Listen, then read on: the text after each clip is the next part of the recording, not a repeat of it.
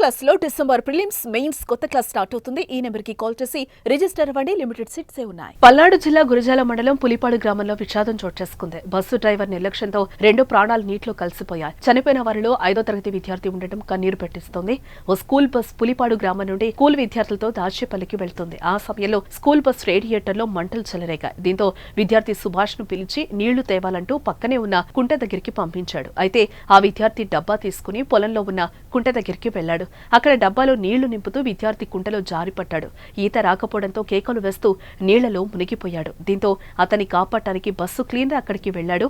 అతనికి కూడా ఈత రాకపోవడంతో కుంటలోని నీటిలో మునిగిపోయాడు.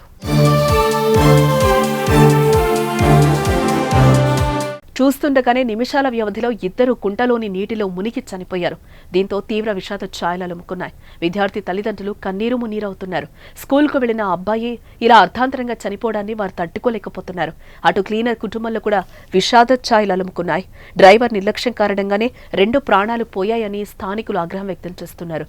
నీటి కోసం బాలుని పంపడం ఏంటని బంధువులు మండిపడుతున్నారు. ఈ ఘటనపై కేసు నమోదు చేసుకుని దర్యాప్తు చేపడతామని పోలీసులు అంటున్నారు.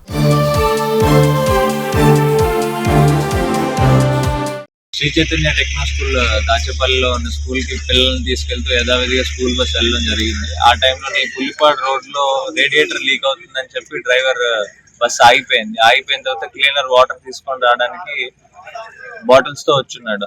ఆయనతో పాటు ఒక 2 చిన్నపిల్లల్ని తోడుగా తీసుకొని వచ్చున్నాడు వాటర్ కోసం.